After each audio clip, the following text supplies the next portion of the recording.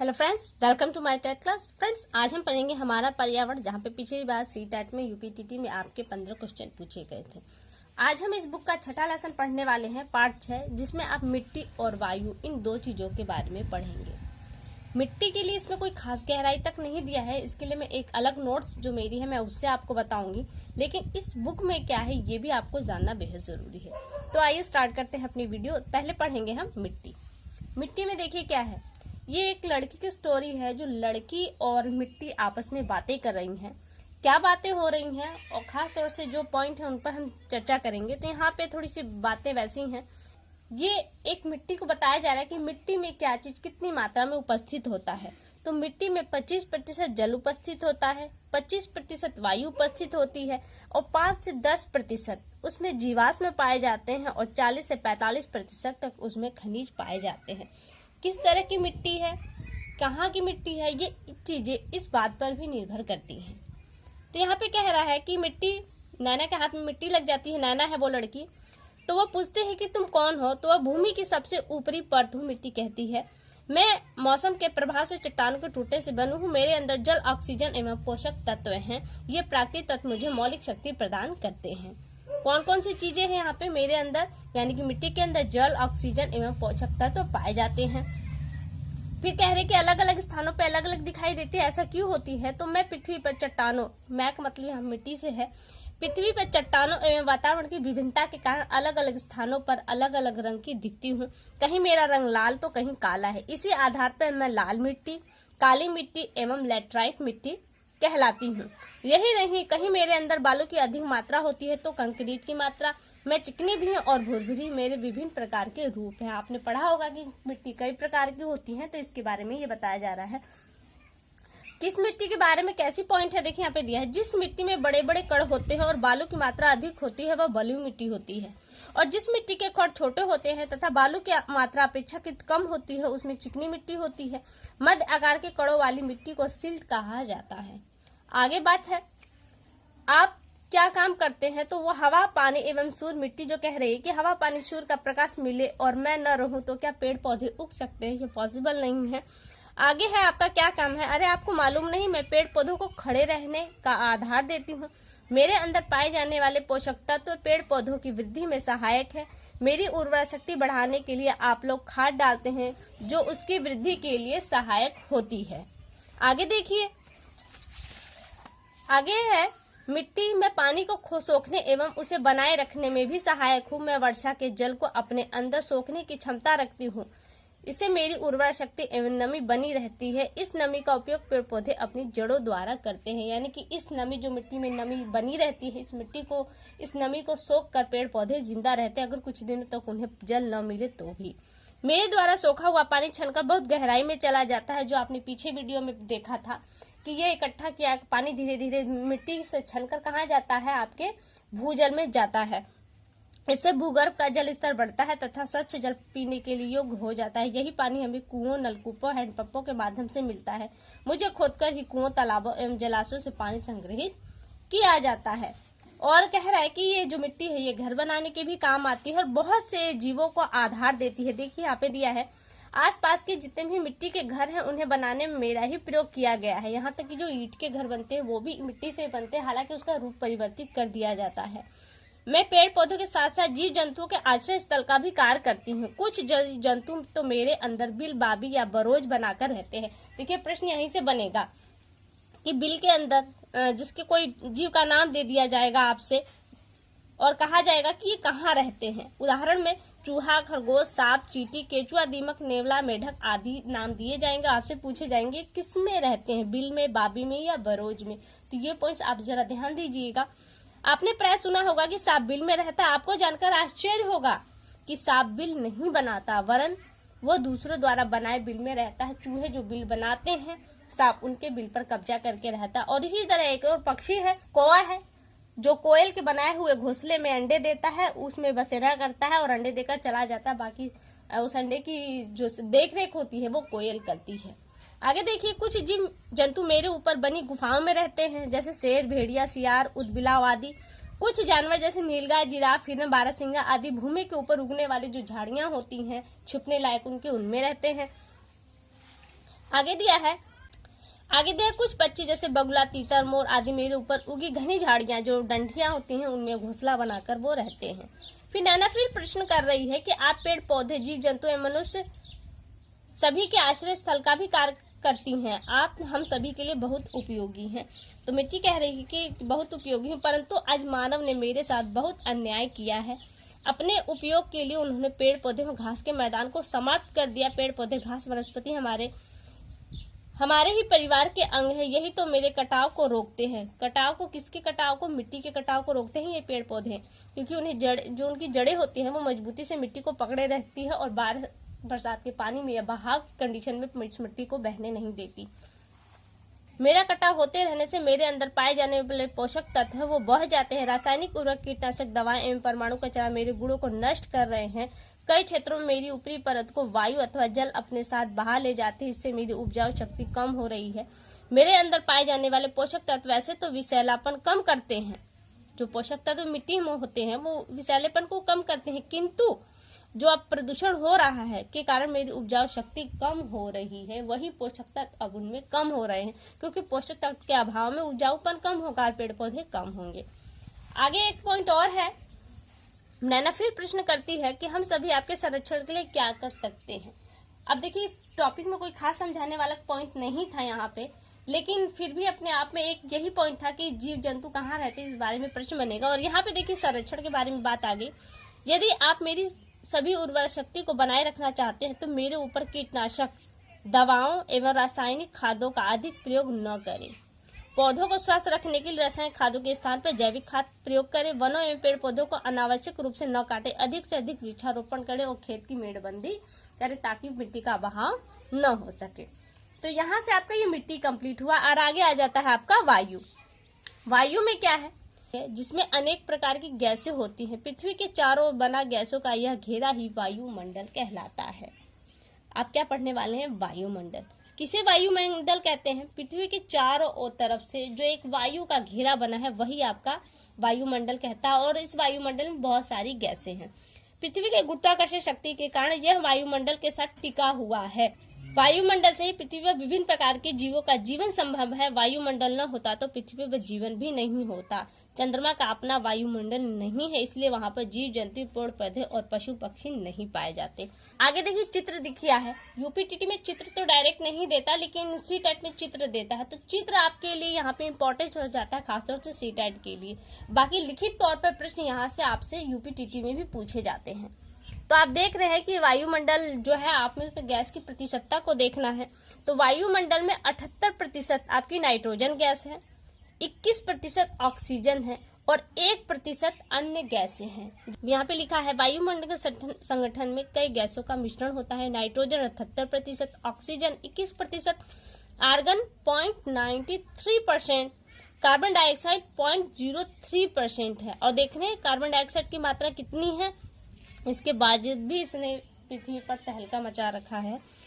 आदि प्रमुख है। इसके अतिरिक्त अन्य गैस बहुत कम मात्रा में पाए जाते हैं। गैसों के अलावा वायुमंडल में जलवाष्प और धूलकण आदि भी पाए जाते हैं। पृथ्वी और वायुमंडल की ऊष्मा का प्रधान स्रोत कौन है? सूर्य है। वायुमंडल से होकर सूर्य की किरणें आसानी से पृथ्वी पर पहुंच जाती हैं, जिससे पृथ्वी गर्म होती है। पृथ्वी जो हमारी गर्म होती है सूर्य के प्रकाश से गर्म होती है, लेकिन वायुमंडल जो गर्म होता है वो सूर्य के प्रकाश से डायरेक्ट नहीं होता, वरन पृथ्वी जब गर्म होती है तो उससे जो गर्माहट निकलती है, इस गर्माहट से हमारा वायुमंडल गर्म होता है।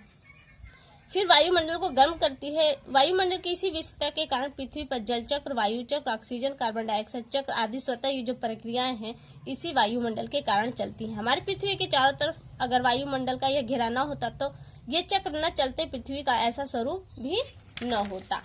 आगे देखिए, अब थोड़ा सा जल चक्र के बारे में दिया है। जल चक्र क्या है? ये सागर है। देखिए, सागर से या नदियों से जो आपका जल है वो वाष्प बनकर ऊपर जाता है। बादल के रूप में इसमें धूलकण और धुआं भी मिलता है। फिर ये बादल संघनित होते हैं, असंघनित होकर फिर कहीं ना कहीं ये वर्षा कर देते हैं। ये वर्षा का जल नदी के नालों के माध्यम से नदी में जाता है और नदी के माध्यम से फिर ये सागरों में आ जाता है। तो आप देख रहे हैं किसी न किसी रूप में ये एक सर्किल के माध्यम से चलता रहता है, इसी कारण इसे जल चक्र कहा जाता है। आगे देखिए, आगे दिया है आइए जाने मानव अपने क्रियाकलाप द्वारा वायुमंडल को कैसे प्रभावित करते हैं। उद्योग धंधे से निकलने वाले धुआं गैसों द्वारा, ईंधन के दोहन द्वारा, अंतरिक्ष में कृत्रिम उपग्रह जो छेड़ जाते हैं इनसे भी काफी कचरा निकलता है। कूड़ा करकट से सड़कें एवं मरे हुए जानवरों के शवों, कृषि अपशिष्ट आदि के सड़ने के दौरान भी गैसें निकलती हैं। परिवहन के साधनों से भी गैसें निकलती हैं और रेफ्रिजरेटर जो एयर कंडीशन आपके प्रतिशीतक हैं यहाँ से भी आपके हानिकारक गैसें निकलती हैं। आगे दिया है, मानव द्वारा किए गए उपरोक्त क्रियाकलापों से वर्तमान समय में हमारा वायुमंडल अत्यधिक प्रदूषित हो रहा है, जिसका प्रभाव हमारे पर्यावरण में कई रूपों में देखा जा सकता है, जैसे अम्लीय वर्षा, ओजोन परत का क्षीण होना, ग्रीन हाउस प्रभाव, मौसम एवं जलवायु में परिवर्तन, जल चक्र, ऑक्सीजन कार्बन डाइऑक्साइड चक्र में अवरोध यानी कि कम ऑक्सीजन का प्राप्त होना। यदि मानव का हस्तक्षेप पर्यावरण के संतुलन को बिगाड़ने में इसी प्रकार बढ़ता रहा तो वह दिन दूर नहीं जब पृथ्वी पर भी जीवन संभव नहीं रह पाएगा और चंद्रमा के समान पृथ्वी वीरान हो जाएगी। ऑक्सीजन और कार्बन डाइऑक्साइड गैस की जीव जंतु एवं पेड़ पौधों के लिए बहुत उपयोगी है। ऑक्सीजन और कार्बन डाइऑक्साइड के लिए हम पेड़ पौधों पर निर्भर हैं। हम कार्बन डाइऑक्साइड छोड़ते हैं जिसे पेड़ लेते हैं और पेड़ ऑक्सीजन छोड़ते हैं जिसे हम लेते हैं। तो ये एक क्रम है।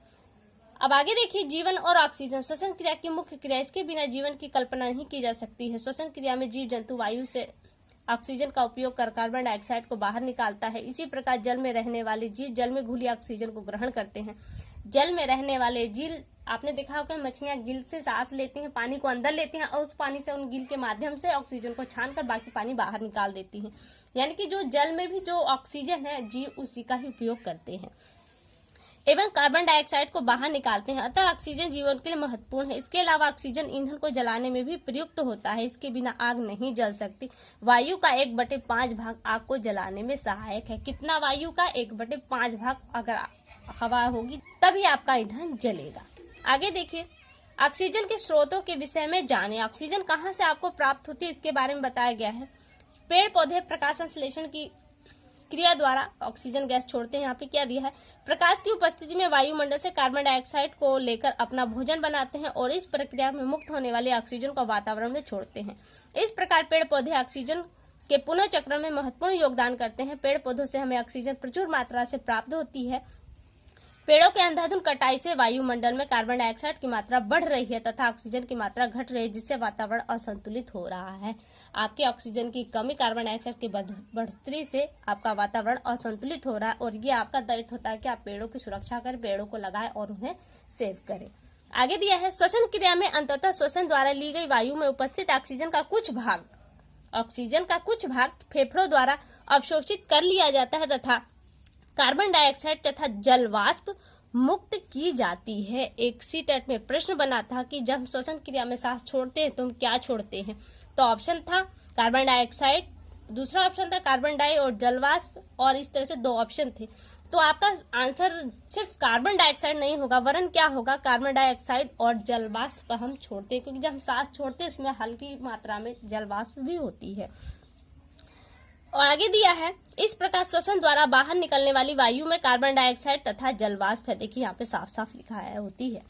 अतः जीव जगत एवं वनस्पति जगत के माध्यम से वातावरण में ऑक्सीजन का संतुलन बना रहता है। ऑक्सीजन तथा कार्बन डाइऑक्साइड के संतुलित होने पर वातावरण के प्रदूषण का खतरा उत्पन्न होता है। आपने देखा है कि वातावरण में ऑक्सीजन का संतुलन को बनाए रखने के लिए पेड़ पौधों का रहना बहुत आवश्यक है। इसलिए कहा गया है कि स्वस्थ वातावरण के जीव जिस भूभाग में रहते हैं उसमें, जहाँ जिस एरिया में रहता है, जिस भूभाग पे रहता है, उसमें 1/3 भाग में पेड़ पौधों का होना आवश्यक है। यदि मनुष्य पेड़ पौधों के अनियंत्रित तरीके से काटता रहा और पेड़ नहीं लगाए गए तो हमारा पर्यावरण असंतुलित हो जाएगा, फलस्वरूप हमारा जीवन खतरे में पड़ जाएगा। पेड़ पौधे कल कारखानों से निकली विषैली गैसों को अवशोषित करते हैं और विषैली गैसों को ही नहीं वरन वो आवाज को भी अवशोषित करते हैं, इसी ध्वनि प्रदूषण को रोकते भी हैं, वायु को शुद्ध करते हैं। अतः पेड़ पौधे की रक्षा करना हमारा मुख्य कर्तव्य है। पेड़ पौधे के लिए कार्बन डाइऑक्साइड कितनी जरूरी है, आइए हम इसे जानते हैं। तो यहाँ पे देखिए दिया गया है कि कार्बन डाइऑक्साइड पेड़ पौधे के लिए कितनी आवश्यक। तो आप जानते हैं जिस तरह से हमें ऑक्सीजन की जरूरत होती है, सेम उसी तरह से पेड़ों को कार्बन डाइऑक्साइड की जरूरत होती है। दिया है, हमारी तरह पेड़ पौधों को भी जीवित रहने के लिए भोजन की आवश्यकता होती है। पेड़ पौधे अपना भोजन स्वयं बनाते हैं। पौधों द्वारा भोजन बनाने की प्रक्रिया को प्रकाश संश्लेषण कहते हैं, जिसे आप लोग जानते होंगे। इस क्रिया में पौधे सूर्य के प्रकाश की उपस्थिति में पत्तियों में मौजूद क्लोरोफिल ये क्लोरोफिल एक ऐसा तत्व है जो केवल हरी पत्तियों में पाया जाता है। जो पत्तियां पीले रंग की हो जाती हैं उनमें क्लोरोफिल नहीं पाया जाता और वो पत्तियां पेड़ों के लिए भोजन नहीं बनाती। जल एवं वातावरण से कार्बन डाइऑक्साइड को लेकर ग्लूकोज के रूप में भोजन का निर्माण करते हैं। अतः पेड़ पौधों के लिए कार्बन डाइऑक्साइड गैस अत्यंत महत्वपूर्ण है। इस प्रक्रिया में पेड़ पौधे कार्बन डाइऑक्साइड ग्रहण करते हैं तथा ऑक्सीजन बाहर निकालते हैं, जिससे वातावरण में इन गैसों की मात्रा संतुलित बनी रहती है। आगे देखिए दिया है, अब कह रहा है कि जो कार्बन डाइऑक्साइड है वो कहाँ से निकल रही है, तो ज्वालामुखी के गैसों से निकलती है, लकड़ी कोयला जो भी हम ईंधन जलाते हैं उससे निकलती है, जैव पदार्थ जो सड़ते हैं उनसे भी निकलती है, और प्राणियों द्वारा जो जितने भी जीव जगत है उन सबसे कार्बन डाइऑक्साइड छोड़ा जाता है। ये तो आप जानते ही होंगे। फिर आगे दिया है, वातावरण में विभिन्न वस्तुओं के जलने से उद्योगों की चिमनियों में एवं शीतलता उत्पन्न करने वाले पदार्थों से हानिकारक गैस निकलती है। इनमें कार्बन मोनोऑक्साइड, कार्बन डाइऑक्साइड, सबसे खतरनाक है कार्बन मोनोऑक्साइड। फिर दिया है आगे sulphur dioxide, nitrogen dioxide, chlorocarbon, methane आदि प्रमुख गैसें हैं। इन्हें अपशिष्ट गैस कहते हैं क्योंकि प्रयोग के बाद ही निकलती है, इसलिए अपशिष्ट गैसें। ये वातावरण को प्रदूषित करते हैं, अतः वातावरण को सुरक्षित रखने हेतु इनका सुरक्षित रूप से निष्कासन आवश्यक है। इनका सुरक्षित निष्कासन निम्नलिखित प्रकार से किया जा सकता है। कौन कौन से वो पॉइंट है जिससे हम इन प्रदूषण को कम कर सकते हैं? कारखानों तथा ईंट भट्ठों आदि की चिमनियों काफी ऊंचाई पर लगाए जाए और इन चिमनियों पर धूम अवक्षेपण लगाया जाए ताकि फिल्टर होकर धुआं निकले। विभिन्न कारखानों को बस्तियों से दूर बनाकर और उनके आसपास पर्याप्त मात्रा में पेड़ पौधे लगाएं ताकि ये हवा शुद्ध बनी रहे। तो यहाँ से देखिए आपका ये टॉपिक कंप्लीट हुआ। आगे अभ्यास है, प्रश्न उत्तर जो हमारे लिए नहीं, रिक्त स्थान है जिसे हम देख लेते हैं। भूमि की ऊपरी परत को क्या कहते हैं? हम मिट्टी कहते हैं। मिट्टी पेड़ पौधों को प्रदान करती है। क्या प्रदान करती है? पोषक तत्व प्रदान करती है जिससे उनकी वृद्धि में सहायकता होती है। पेड़ पौधों को स्वस्थ रखने के लिए रासायनिक उर्वरक की जगह हमको किस तरह की खाद का प्रयोग करना चाहिए? तो जैविक खाद का हमको प्रयोग करना चाहिए। आगे दिया है, गैसों के अलावा वायुमंडल में पाए जाते हैं। तो गैसों के अलावा वायुमंडल में क्या पाए जाते हैं? तो जलवाष्प पाए जाते हैं और आपके धूलकण पाए जाते हैं। धूलकण मानव के हस्तक्षेप से वायुमंडल का बिगड़ रहा है। क्या बिगड़ रहा है? संतुलन बिगड़ रहा है। आगे दिया है, पेड़ पौधे सूर्य के प्रकाश की उपस्थिति में गैस को लेकर अपना भोजन बनाते हैं। तो पेड़ पौधे कौन सी गैस लेते हैं? CO2, carbon dioxide. कारखानों की चिमनियों में लगाकर प्रदूषण रोका जा सकता है। तो कारखानों की चिमनियों में क्या लगाकर प्रदूषण रोका जा सकता है? तो वो धूम्र अवक्षेपण है। अवक्षेपण लगाकर प्रदूषण को रोका जा सकता है। तो यहाँ से आपका ये टॉपिक कंप्लीट। वीडियो कैसे लगे एक बार कमेंट करके जरूर बताएं। अगली वीडियो में आपसे फिर मुलाकात होगी, तब तक के लिए नमस्कार।